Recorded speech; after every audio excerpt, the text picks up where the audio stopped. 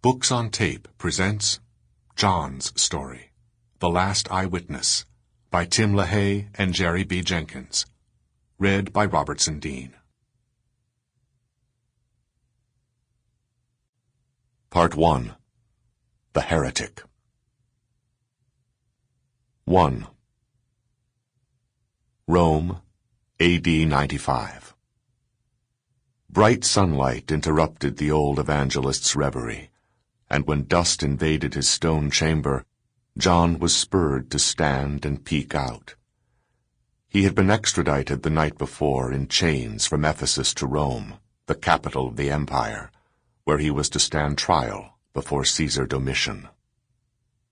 Once Jesus' youngest disciple, John was nearing his 90th year, and his long, lanky frame bore a massive crown of white hair and a full, long beard that framed his leathery face.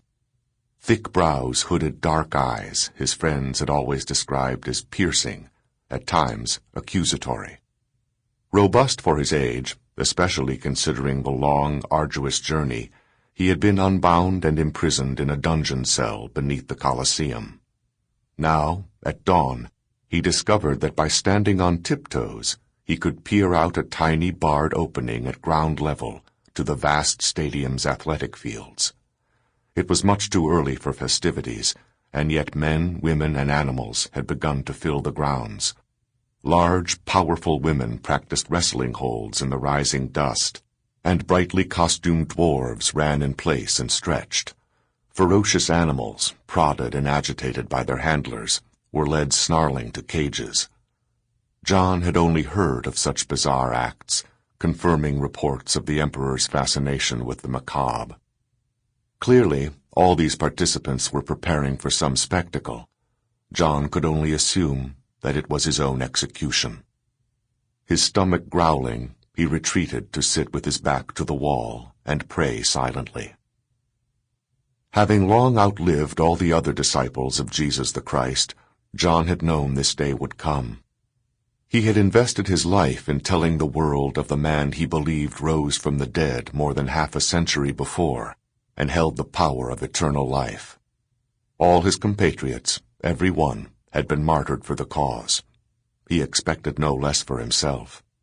And yet, despite his years, it seemed too soon.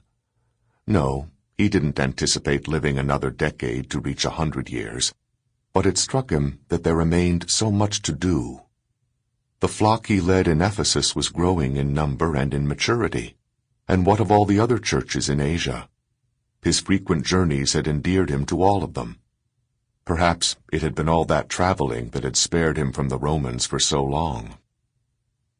Others, the younger, the more robust, could accomplish the work, but John took what he believed was a justified pride in his station as the only remaining disciple of the very Messiah himself. John neither feared nor dreaded death. He did not welcome it. Who would? And yet, the privilege of dying for his faith, for his Lord. With his bony shoulder blades pressed against the cold stone, John lowered his chin to his chest and prayed silently.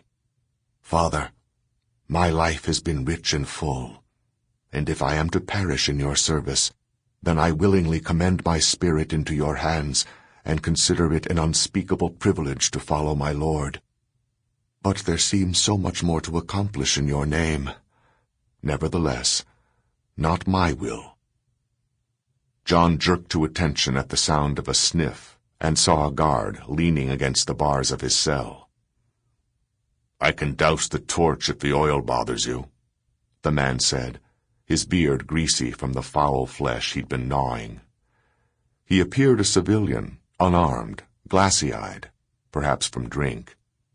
And yet, those were the first kind words John had heard since his capture. If it's not too dark for you, sir, John said. I need no more light than the sun this time of the day, the guard said, reaching for the torch with his free hand and plunging it into a bucket of water. He smiled at the hissing and the steam, nodded at John's thanks, then reached a grimy hand through the bars, offering the rest of his meal.